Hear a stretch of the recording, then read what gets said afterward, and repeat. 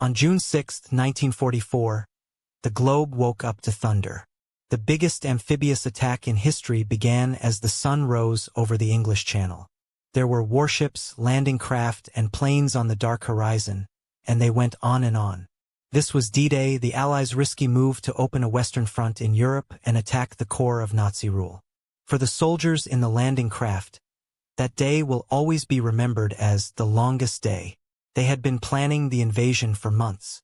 Allied forces built a huge fleet under the command of General Dwight D. Eisenhower. More than 5,000 ships of all sizes were preparing to cross the channel.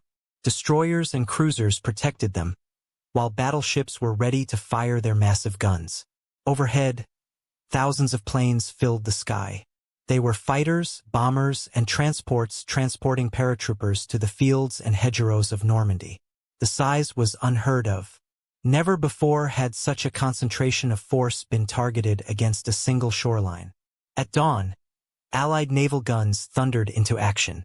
Shells weighing hundreds of pounds arced across the sky, slamming into German positions along the beaches. The boom was deafening, the horizon aflame with explosions. Sailors stared from the decks of warships as enormous plumes of smoke and dust soared inland. The mission was plain: weaken the fortifications, smash strong points, and open a way for the warriors who would shortly rush the beach. German forces, under the command of Field Marshal Erwin Rommel, had planned for such an invasion, but they could not forecast its scale or its particular location. Hitler's Atlantic Wall stretched for kilometers, defended with concrete bunkers, artillery, and minefields. Yet even the most veteran German defenders were astonished as wave after wave of Allied landing craft neared. Reports from coastal witnesses told of continuous convoys, rows of ships blotting out the water itself. The invasion was larger than anything they had envisioned. On the beaches, anarchy prevailed. At Utah Beach, powerful currents pulled American forces off course, but fortune helped them. Opposition was lower than planned. At Omaha Beach, however, the story was considerably different. German machine guns scoured the shoreline, taking down troops as ramps fell and infantry splashed into chest-deep water. The sand afforded little cover, as the tide came in waves covered with blood. For hours, progress halted. Officers shouted amid the roar of gunfire, urging their men forward. Courage and desperation became the only weapons against the wall of steel. British and Canadian forces struck at Gold, Juno, and Sword beaches. There too the cost was enormous, but the tenacity of the troops drove them inland. Amphibious tanks rolled from landing craft, some sinking before they reached shore, others continuing on to blast away bunkers. Engineers cleared obstructions under fire, cutting ways through devastating beach fortifications. Slowly, painstakingly, the Allies began to claw their way forward. Above the beaches, the skies crowded with Allied aircraft. Bombers targeted inland fortifications, while fighters battled German planes attempting to strike the landing zones. Paratroopers, scattered across the countryside during the night, fought to hold bridges and crossroads, disturbing German reinforcements. Some units landed kilometers from their assigned drop zones, yet their activities tied down German soldiers and spread uncertainty across Normandy. For the Germans, the sheer weight of the attack was overpowering. Messages from frontline commanders revealed desperate fighting, ammo running low, and communications breaking down. Rommel himself was away in Germany on the morning of the invasion, leaving important choices delayed. Hitler, confident the main offensive may occur at Calais, hesitated to release armored divisions, a delay that gave the Allies precious time to establish their foothold. By midday, the beaches were filled with wreckage, burning cars, smashed landing craft, and the remains of the fallen.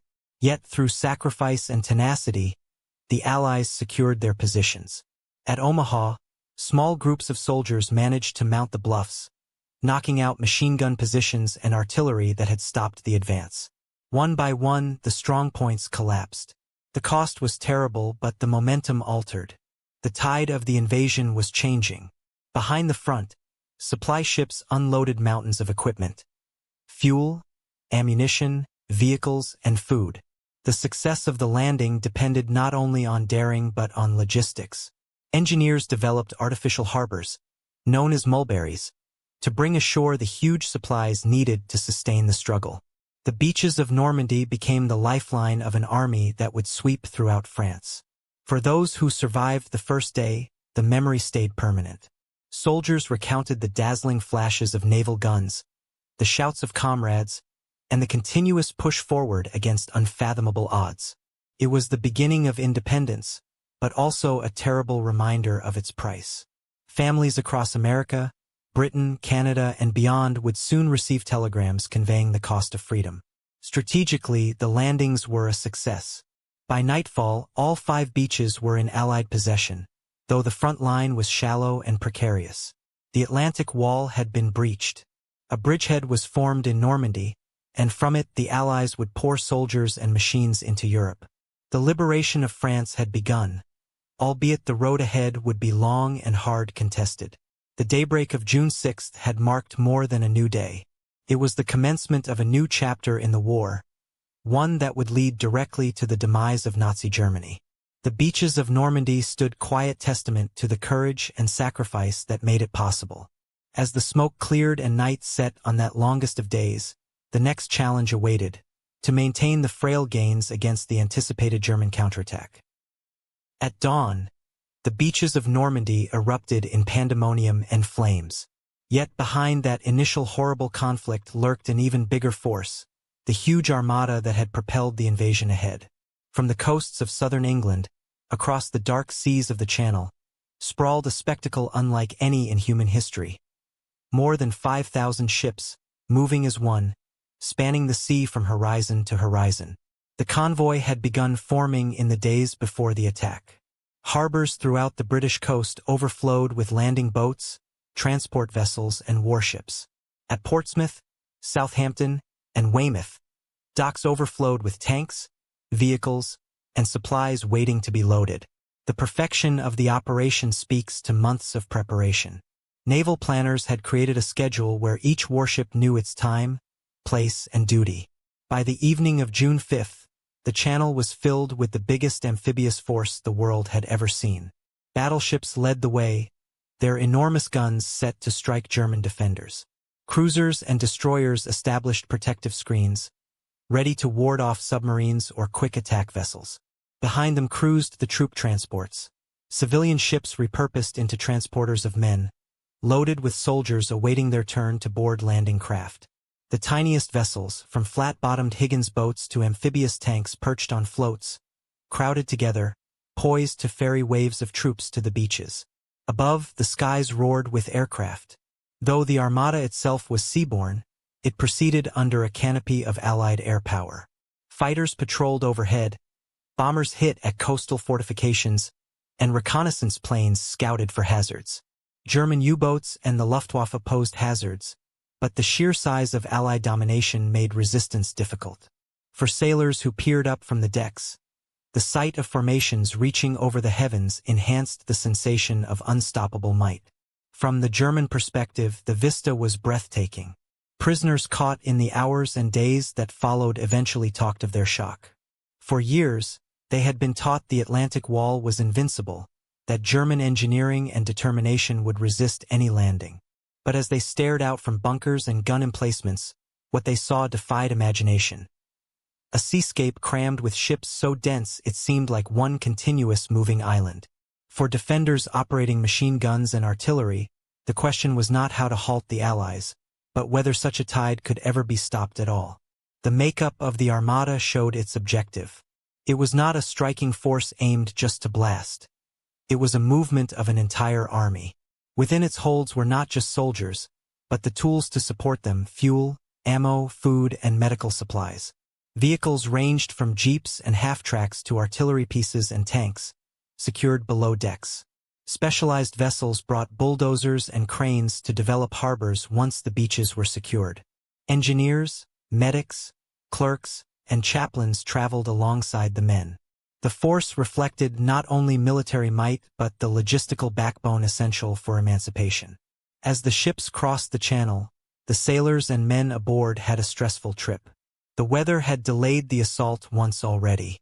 Winds and heavy seas threatened to scatter the formation, but the resolve to go forward on June 6 held solid. Many troops, unaccustomed to the tossing of the landing boat, got seasick, holding their equipment in silence. Yet when daylight broke, the immensity of the armada brought reassurance. They were not alone. They were part of something immense, a communal strength that overshadowed individual dread. Naval gunfire marked the armada's arrival. Battleships like HMS Warspite and USS Texas launched broadsides that rocked the ocean itself. Destroyers raced closer to shore, using their smaller guns to attack at pillboxes and defenses. Smoke and flame rose in answer. For the Marines aboard landing craft, these deafening salvos offered a promise that the weight of the Navy stood behind them, clearing a passage. The German Navy could accomplish little. U-boats attempted to reach the convoys, but patrols and escorts forced them back. E-boats, rapid torpedo craft, tried nocturnal raids against the assembled ships with minimal success. The Luftwaffe's presence was sparse. Allied fighters patrolled fiercely, striking at any aircraft that appeared. Control of the air and sea had been secured long before June 6, allowing the armada to proceed mostly unimpeded. For historians, the picture of that huge fleet has become one of the abiding emblems of the Second World War. More than a collection of steel hulls, it represented industrial power and international cooperation on an unparalleled scale. American shipyards, British manufacturers, Canadian ports, all had contributed to this moment.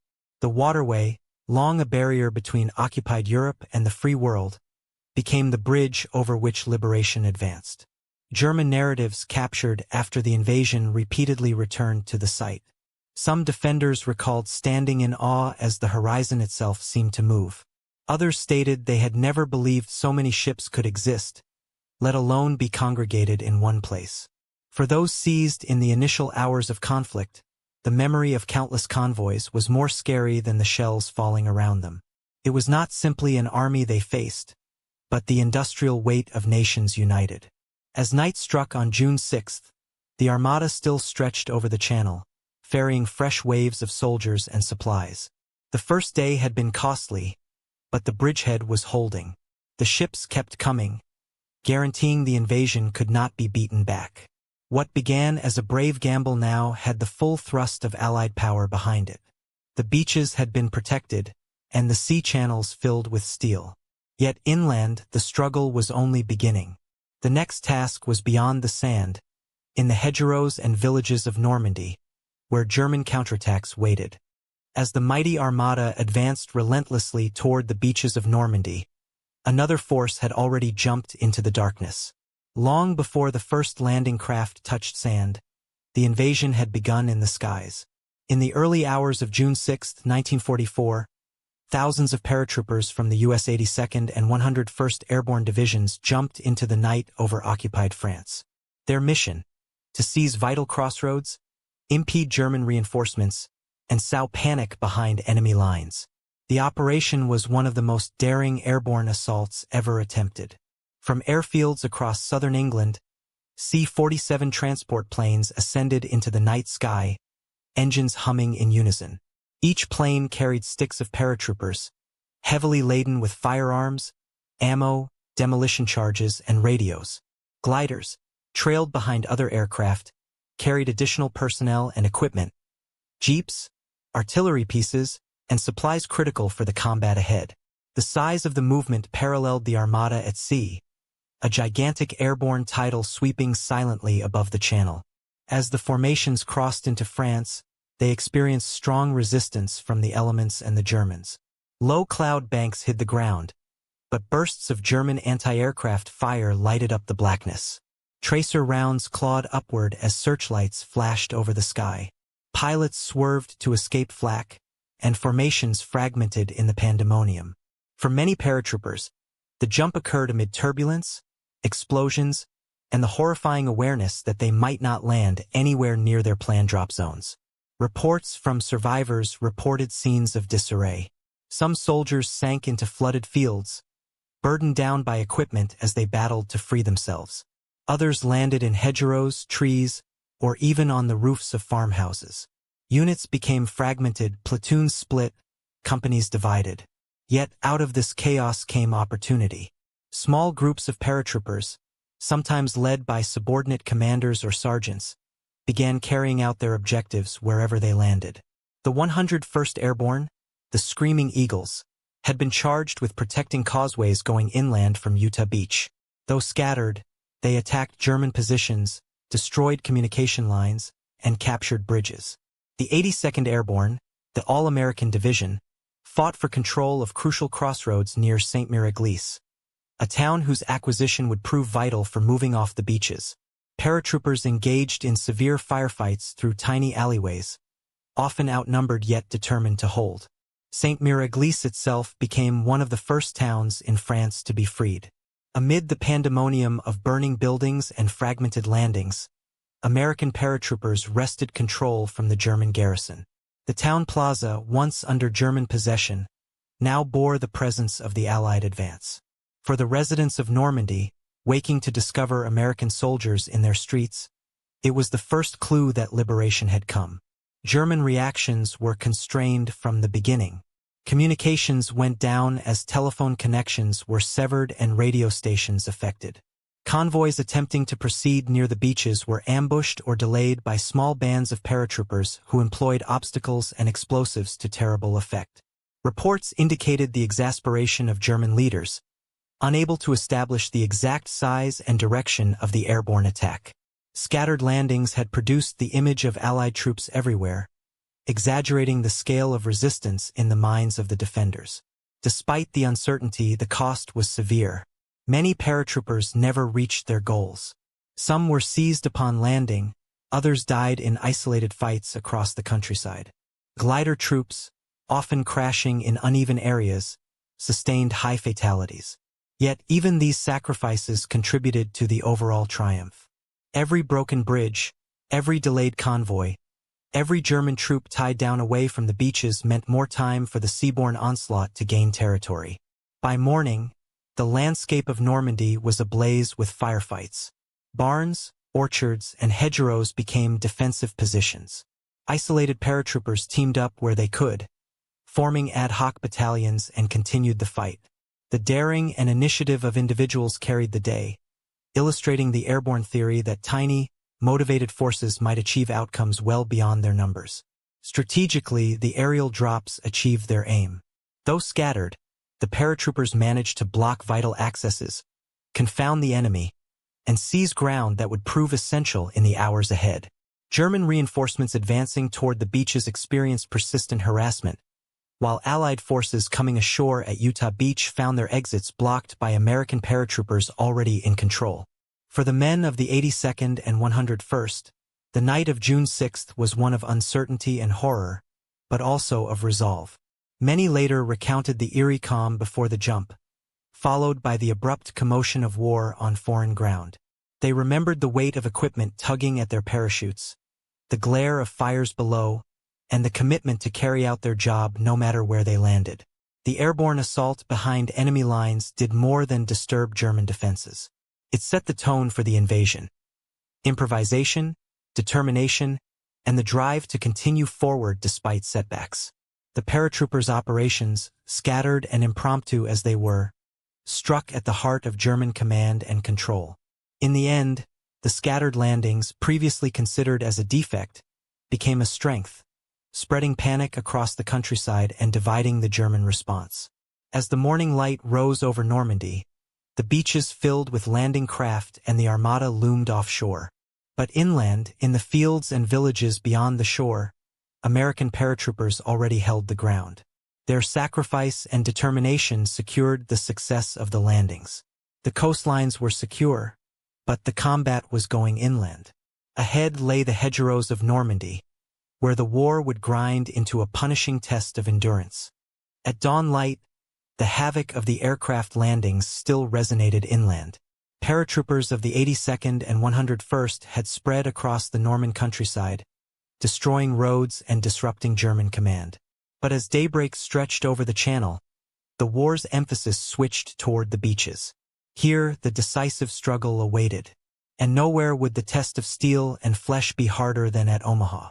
The American plan placed the 1st Infantry Division, the Big Red One, and the 29th Infantry Division on this stretch of coast.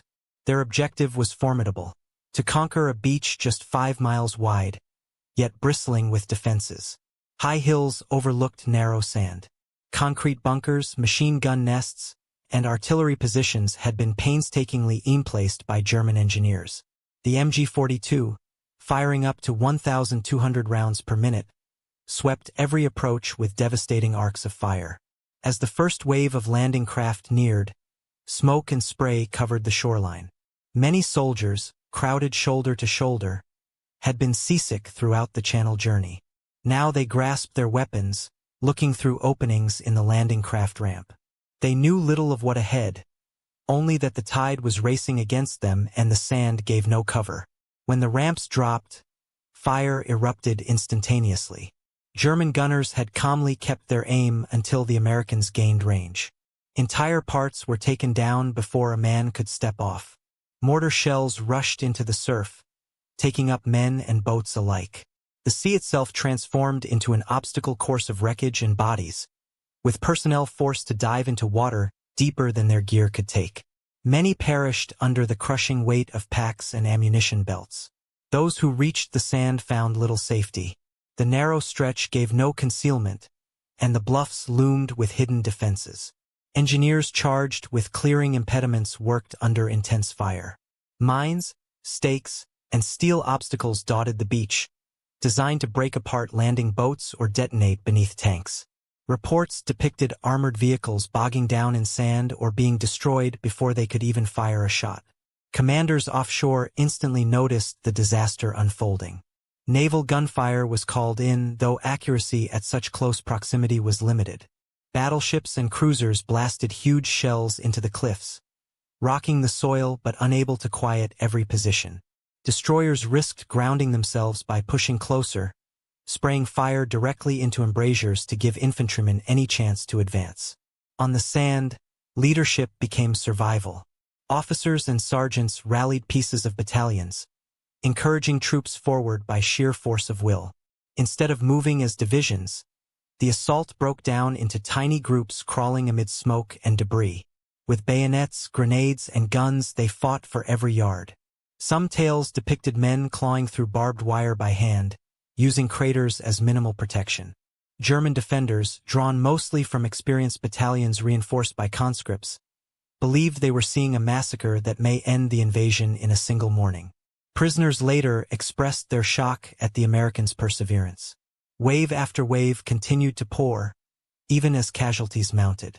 Where one assault line faltered, another pressed forward. The sheer weight of determination, allied with naval might, steadily began to swing the balance. By late morning, breakthroughs came. Engineers cleared tiny routes past obstructions. Small parties reached the base of the bluffs and began mounting them, frequently exploiting natural gullies shielded from direct fire. Once atop the high ground, they turned captured guns against the bunkers that had dominated the beach. The iron grip of German fortifications relaxed. The transition was slow but decisive. What began as near destruction became a footing. The 1st and 29th Divisions, bloodied yet intact, established positions beyond the shingle. Their survival assured the landings would not be set back. Omaha Beach remained littered with wreckage, but by twilight, the tide of men and machinery continued to flow ashore. The ramifications of that tragic day spread well beyond Normandy's shores. The cost was tremendous, yet the success preserved the coherence of the Allied front. Had Omaha failed, the invasion's integrity might have fractured. Instead, the resolve of individual soldiers carried the day, transforming what many German officials considered a certain win into the beginning of the end for Hitler's Fortress Europe. As darkness struck, the sound of fighting inland began to dominate, mixing with the smoke rising from the beaches. The struggle had shifted from the dunes to the hedgerows and villages of Normandy. And there, the next episode of the invasion would unfold. The devastation at Omaha had proven the cost of breaking into Fortress Europe. But while soldiers scraped their way up the bluffs, another force, immense and relentless, was at work offshore. The Allied Armada did not include exclusively of transports and landing boats. Standing behind them were the enormous capital ships, set to bring the entire weight of naval firepower against the German Atlantic Wall. Among them was the USS Texas, a veteran battleship of World War I. Her 14-inch guns, mounted in enormous twin turrets, could throw projectiles weighing over 1,000 pounds for miles inland. Alongside her sailed the HMS Warspite, one of Britain's most legendary vessels, scarred from prior campaigns in the Mediterranean. Their aim was modest in design but massive in execution, to silence the fortifications that had made the Normandy shoreline appear unassailable. At dawn, the first salvos thundered out. Columns of smoke emerged from the muzzles as the cannons recoiled, rocking steel decks beneath the sailors' feet. Each projectile traveled an arc invisible to the eye before slamming into the rocks. Reports later recounted how German bunkers that had been constructed with reinforced concrete crumbled and split after repeated attacks. What had seemed impregnable was being broken apart by sheer weight of firepower. The accuracy of these barrages was not left to chance. Spotter aircraft flew overhead, circling through enemy fire to give corrections back to the ships. Naval gunners changed height and bearing by degrees, hitting strong points until they were silenced. Where artillery alone could not finish the mission, Allied aircraft swooped, delivering bombs in concert with the barrages. The joint attack transformed parts of the Atlantic Wall into burning ruins.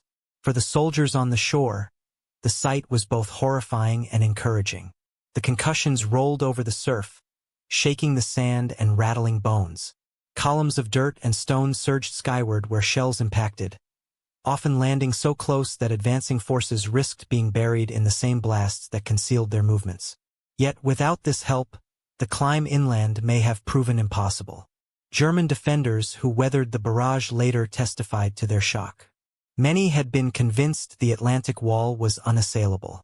Concrete barriers 6 feet thick, steel doors, and overlapping fields of fire were designed to repel any landing. But no barricade, no matter how precisely planned, had been designed to withstand battleships shooting continually at point-blank range. Some tales claimed entire gun emplacements collapsing, their personnel entombed before they could evacuate. The USS Texas got perilously near to land, anchoring herself in shallow water to get her guns within effective range. At one point, sailors manually changed height to strike targets hiding in ravines. Each blow was thunderous, yet precision mattered more than brute strength. German gun positions that had raked Omaha were methodically eliminated, allowing American infantry to advance ahead. Meanwhile, HMS Warspite lent her weight to the British sector. Having survived torpedoes, bombs, and mines in past fights, she now turned her endurance on the coast of France. Her gunners fired until their barrels glowed red, shattering batteries that had dominated beaches designated to British and Canadian forces. When smoke cleared, survivors described the landscape as unrecognizable, a churning wasteland of shattered concrete and charred earth. The enormity of this weaponry transformed not only the battlefield but also the psyche of those confronting it. Allied forces, trapped down and bloodied, found courage from the tremendous support behind them. They realized that the complete weight of Allied industry and naval power was present on that day, committed entirely to breaking through. Conversely, German morale plummeted. Even hardened veterans found themselves unnerved by the constant pounding, a warning that their fortress could not withstand the Allies' combined power indefinitely. By late afternoon, the work of the major ships had achieved its purpose. The Atlantic Wall, long portrayed by Nazi propaganda as a barrier beyond human breach, had been scarred and shattered. It had slowed the invasion, but it had not stopped it. Instead, the fortifications that remained intact were isolated, bypassed, or reduced by advancing soldiers. The idea of impregnability disintegrated along with the bunkers themselves. The repercussions were enormous. With the beaches secured, Allied forces got the freedom to deploy more personnel, tanks, and supplies ashore. Each hour, the bridgehead extended, reinforcing the grip in Normandy. Without the battleship's involvement, the cost might have soared beyond tolerance. With them, the impossible became doable. As dusk set across the channel, the battleships ceased firing, their barrels worn but their purpose complete. Smoke still drifted over the cliffs, blending with the cloud of fighting inland. The boom of naval gunfire gave way to the crackling of rifles and the rumble of tanks moving beyond the beaches. The war for Normandy was changing once more, from the broken coast to the tangled hedgerows of the French countryside. And on those fields, the next chapter of the invasion would be written. The thunder of the battleships had blasted parts of the Atlantic Wall, but firepower alone could not win the day. To the east of Omaha, 3 other beaches, Gold, Juno, and Sword, awaited their test. Here, British and Canadian forces shoulder the weight, advancing into defenses bristling with mines, artillery, and the looming prospect of counterattack. At Gold Beach, elements of the British 50th Infantry Division advanced under heavy fire. The shoreline was riddled with obstacles designed to rip up landing craft, and mines lay hidden beneath the sand. German batteries positioned inland opened up as soon as the first wave drew near. Shells crashed into the waves, blasting water and steel far into the air. But despite the turmoil, British engineers and infantry pushed forward. They cleared pathways, disarmed traps, and carved footholds in terrain engineered to deny them any purchase. Juno Beach saw the Canadians land into similar wrath. The 3rd Canadian Infantry Division confronted not only artillery but also machine guns hiding in protected buildings and bunkers. Casualties surged in the initial minutes, as vessels were struck before ramps even lowered. Survivors waded ashore beneath sheets of bullets, clinging to whatever remnants of shelter could be found. Yet the Canadians pressed on with unwavering determination. One by one, strongpoints were isolated and destroyed. By midday, they had gone farther inland than most other sections. Sword Beach on the eastern flank posed its own perils.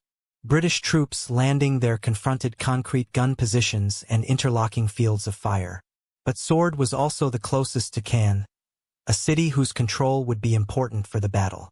German resistance was fierce, although the British 3rd Division battled with resolve, assisted by specialized armor designed to breach defenses. Tanks retrofitted with flails to clear mines, or mounted with heavy engineering tools, supplied essential support in the most exposed periods. By late morning, the Germans moved to strike back. Elements of the 21st Panzer Division, stationed inland, launched a counterattack aimed at forcing the Allies into the sea. Columns of armor rushed toward the shore, their tracks crunching through villages and farmland. For a minute, the situation hung in the balance. Infantry on the beach had only begun to assemble, and communications were stretched by the weight of action. But the counterattack met resistance from various directions.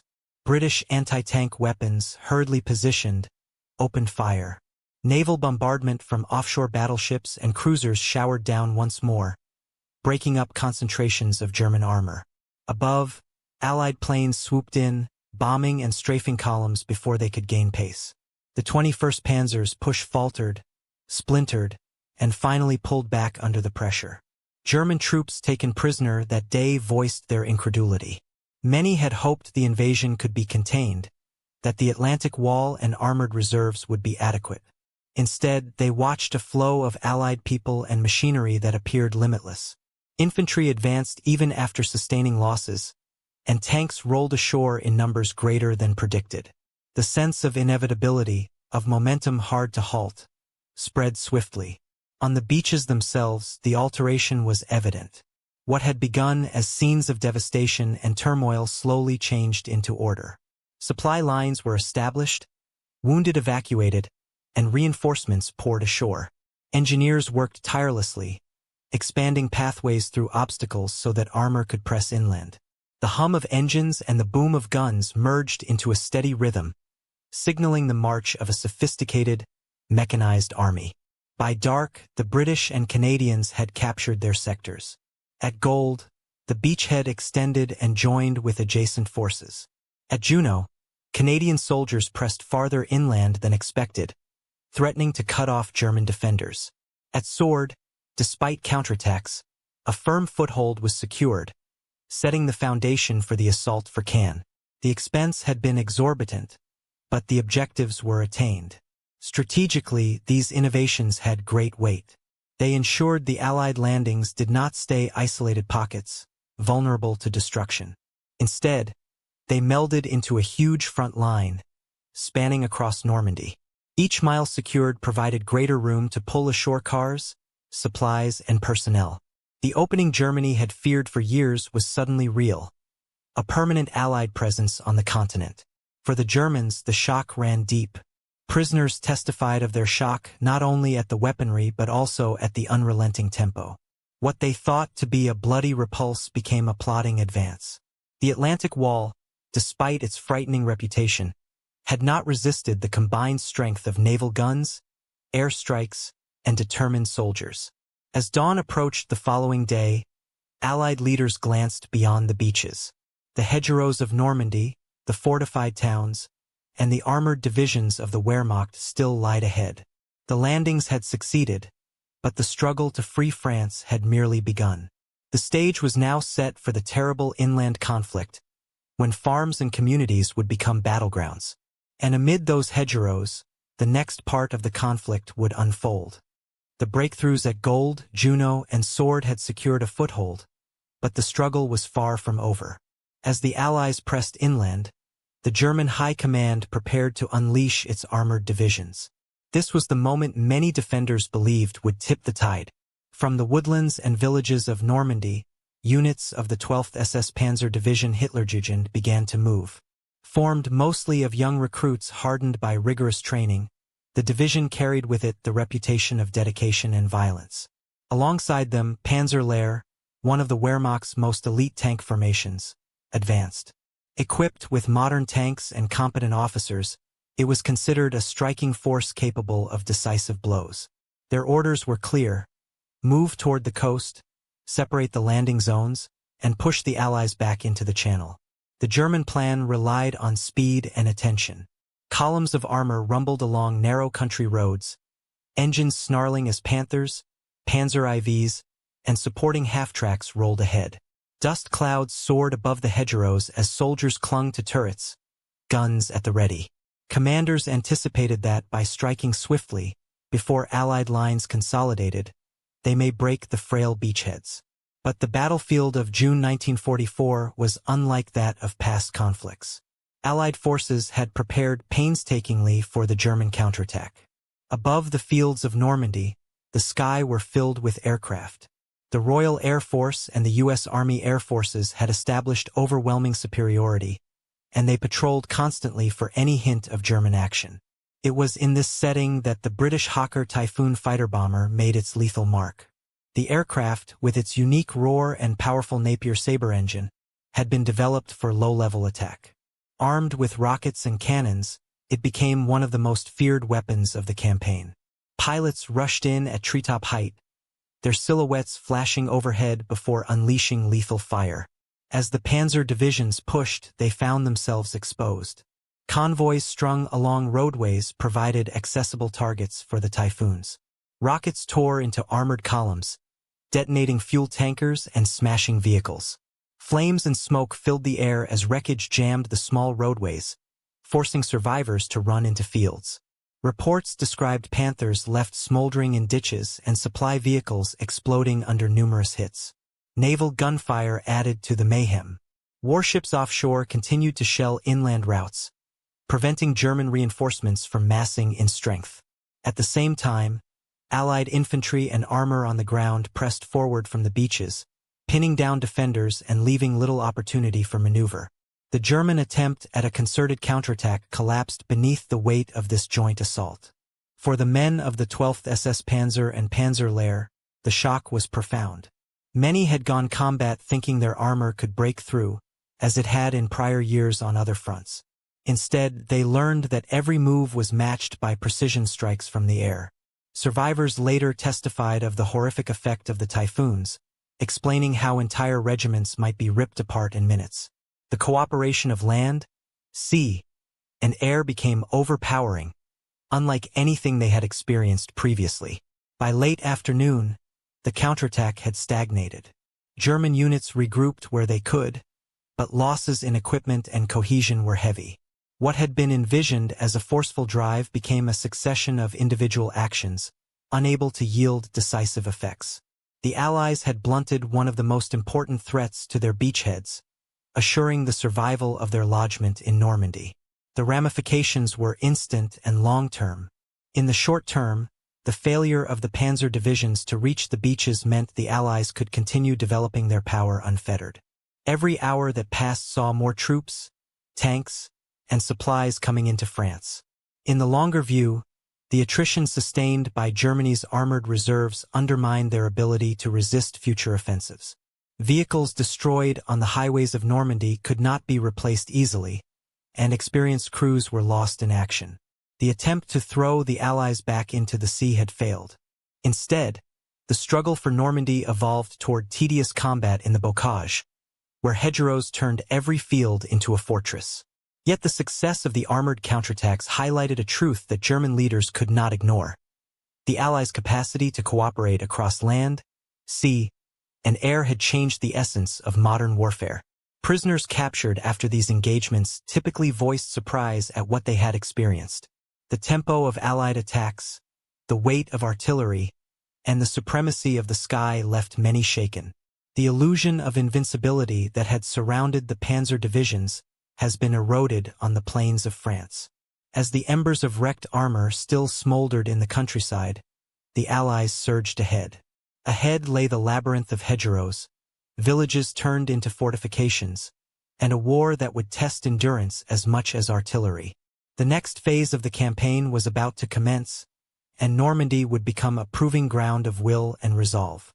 The ruins of German armor still burned across the Norman countryside. Panzer divisions had failed to force the Allies back, and now the focus moved to the sea. The invasion's survival rested not just on victory in battle but also on the ability to sustain armies distant from home. It was here that Allied inventiveness manifested itself in a way that shocked even experienced German onlookers. The beaches of Normandy were teeming with men, machines, and supplies. Yet they were never meant to function as permanent ports. Without safe harbors, the flow of fuel, ammunition, and food could halt, leaving advancing troops vulnerable. Cherbourg, the closest deep-water port, remained in German control, while other coastal cities were heavily defended. To remedy this, Allied planners had constructed one of the most massive engineering accomplishments of the war, the Mulberry Harbors. These floating ports were conceived in secrecy years before the invasion. The proposal was simple in concept but massive in execution. Construct prefabricated parts in Britain, tow them across the channel, and assemble them off the invasion beaches. What resulted was a system of breakwaters, highways, and piers, capable of bearing the cargo of big ports, yet intended to rely on changeable tides and waves. Within days of D-Day, the first components began to surface off Normandy. Massive concrete caissons, known as Phoenix units, were sunk in position to form protective barriers. Block ships, old vessels purposely scuttled, added more shelter from the sea. Floating streets spread outward like steel arms, leading to pierheads that rose and sank with the waves. From the horizon, it appeared as though entire cities were rising from the waves. To soldiers on shore, the transformation was astounding. What had been open water now bristled with towering structures, cranes, and landing pontoons. Vehicles rolled directly from ships onto the floating roads, their tires thumping across steel decking. Supplies poured ashore at a pace no beach alone could sustain. Engineers worked around the clock, piecing together the vast puzzle under constant threat of enemy attack. German prisoners looked on with disbelief. Many had assumed the invasion force would choke on its own logistics. Without functioning ports, they believed the Allies could never maintain such an immense army. Yet in only days the Mulberries proved them wrong. Survivors later recalled their astonishment, describing it as a harbor conjured from nothing, assembled with a speed that defied imagination. The numbers told the story. Thousands of tons of supplies were coming every day, from artillery shells to fuel drums, medical equipment to meals.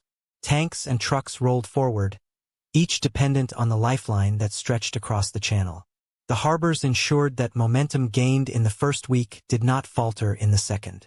They became the arteries of the assault, pouring lifeblood into the expanding front. One Mulberry was positioned off Omaha Beach, another off Gold. Together, they formed the twin anchors of Allied logistics. Storms tested their resilience, waves smashing the floating highways and caissons, but the concept lasted. Even when one harbor was devastated beyond repair by a violent gale later in June, the other continued to work, confirming the system's utility and the forethought of its creators. Strategically, the impact was huge. With the mulberries in place, the Allies no longer relied on seizing intact ports in the early days. They bought critical time to secure Cherbourg and eventually Antwerp, while supporting the units already engaged in hard action. The vision of engineers and planners had transformed the invasion from a bold gamble into a sustained effort. For German leaders, the realization was gloomy. Their Atlantic wall had been penetrated, their counterattacks blunted, and now their hopes of starving the enemy at the water's edge were gone. The industrial strength of the Allies had not only crossed the Channel but also recreated the infrastructure of modern war on foreign territories.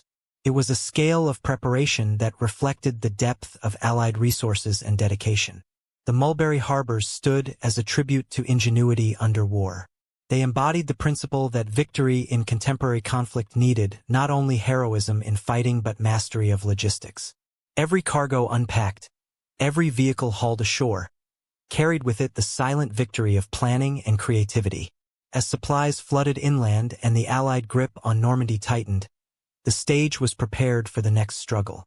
Ahead lay the war for the city of Caen, a battle that would match armored divisions against resolute defenders in a clash for control of a critical bastion.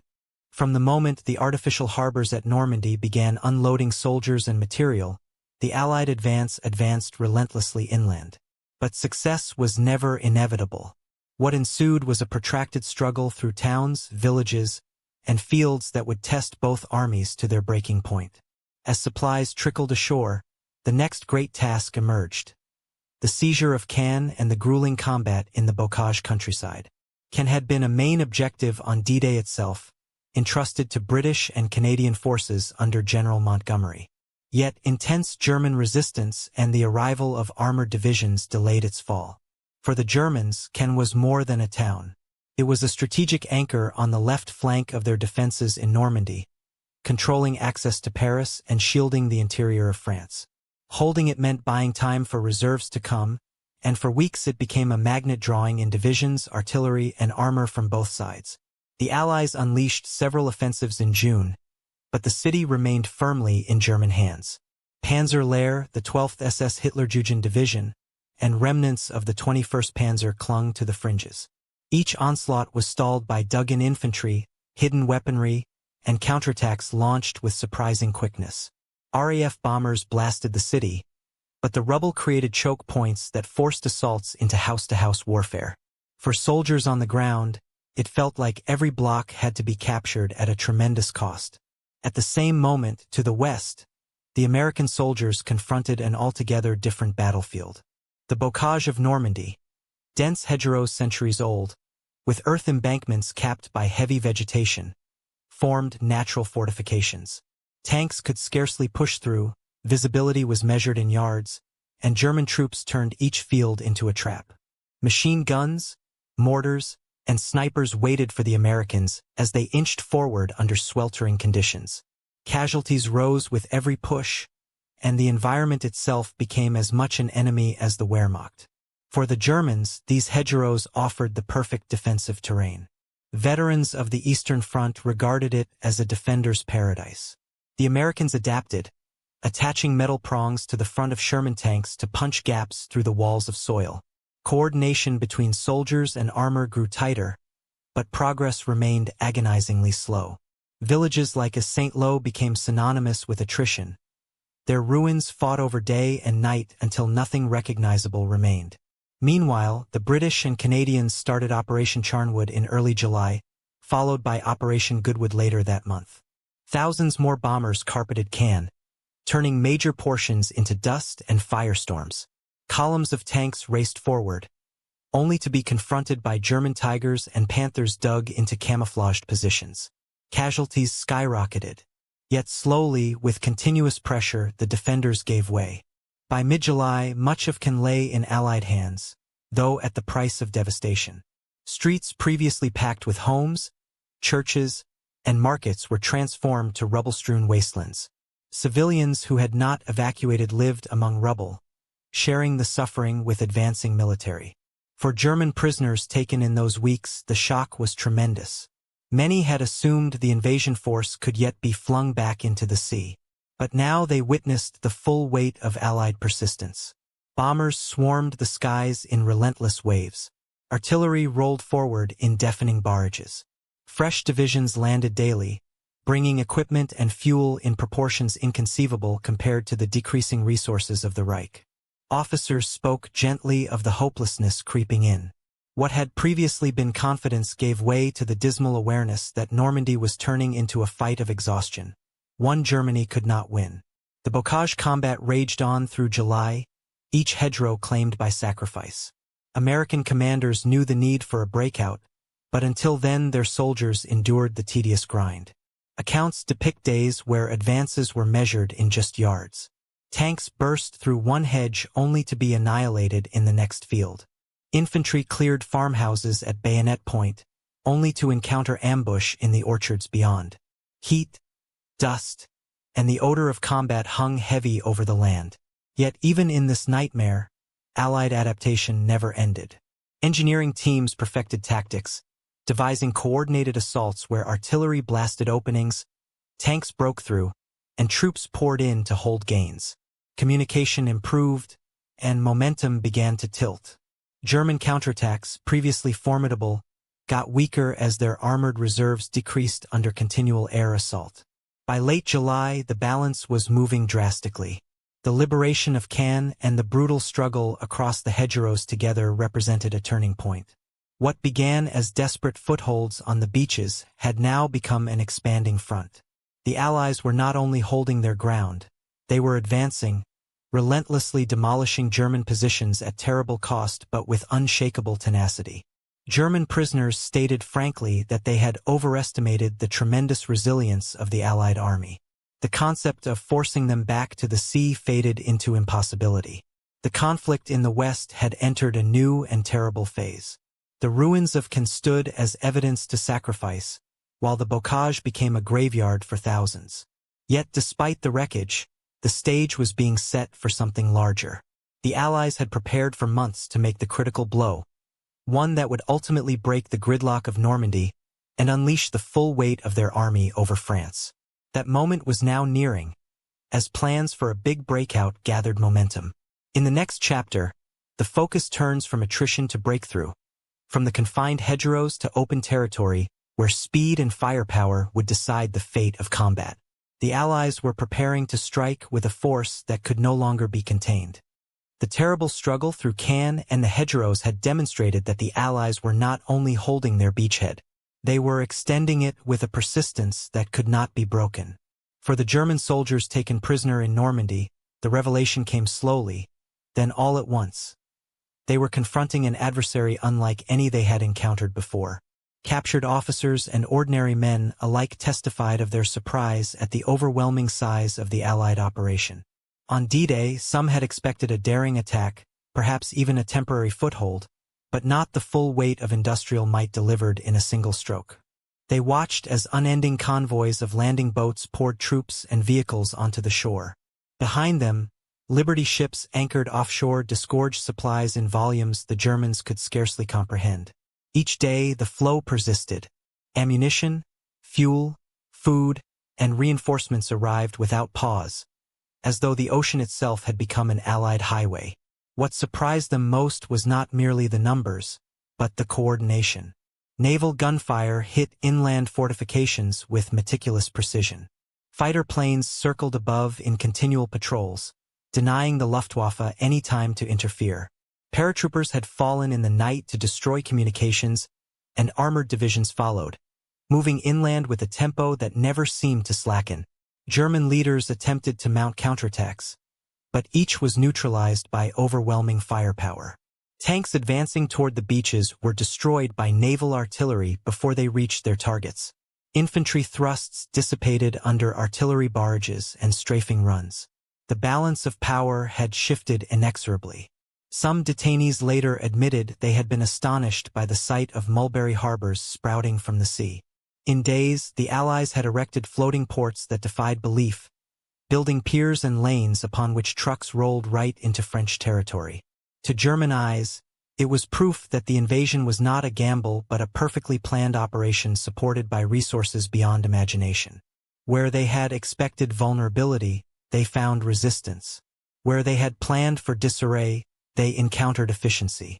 The attritional fights that followed strengthened this sense of futility.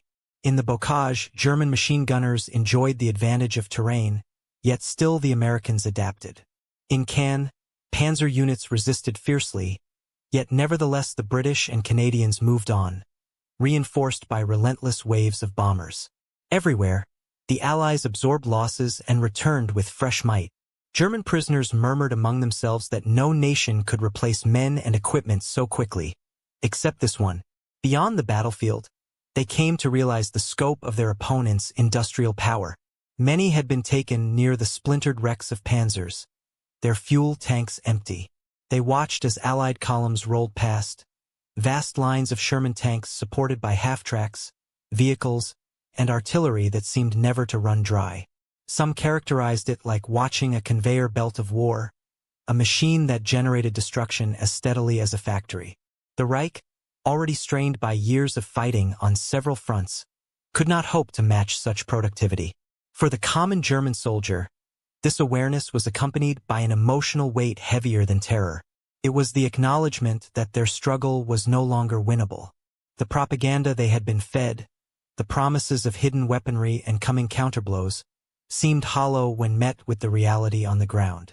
Each day in prison revealed more. Allied supply depots overflowed with containers of food. Medical stations handled wounded with efficiency and care. Even the provisions startled them: chocolate, tinned meat, coffee, cigarettes. Luxuries long disappeared from German kitchens. To many, it signified a deeper truth. The material difference between the two sides was insurmountable. Commanders have long cautioned that Germany could not endure a two-front war indefinitely. In Normandy, the prophecy came alive in startling detail. The Allies had built a western front that pulled away units from the east, where the Soviet onslaught drove steadily against the Reich. Prisoners began to speak of inevitability, that even if Normandy had been contained, the end was just delayed. The overwhelming determination of their competitors was evident. What astonished them further was the morale of Allied forces. Despite hardships and casualties, the Americans, British, and Canadians advanced with an enthusiasm that appeared impenetrable. Many Germans had expected hesitancy, possibly even a collapse under the weight of fatalities. Instead, they faced an enemy that drove ahead with discipline and commitment, sponsored by governments that supplied them without end. For prisoners who had trusted in the superiority of German weaponry, it was a revelation both humbling and terrible. As weeks progressed to months, these reflections crystallized into certainties. For the men caught in Normandy, the fight was no longer about prospect of victory but about survival. They had experienced the inexorable flow firsthand. The beaches converted into fortresses, the skies dominated, the plains covered with convoys extending to the horizon. Every effort to resist had been answered with more vigor. Every offensive has been defeated with devastating power. To them, it was evident that the Reich faced not just defeat, but annihilation. The implications of these realizations spread well beyond the prisoners' camps. They echoed the greater fact confronting Germany as a nation. The Allies had achieved what once seemed impossible: a return to Western Europe with might sufficient to sustain a relentless advance. The tide had turned, and it would not recede. The conflict, albeit far from ended, had entered a period where the outcome was no longer in doubt. And so, as the artillery thundered across Normandy, and the front pushed even deeper into France, German men in captivity came to terms with a frightening reality. They had confronted an enemy whose resources were endless, whose coordination was impeccable, and whose determination could not be shaken.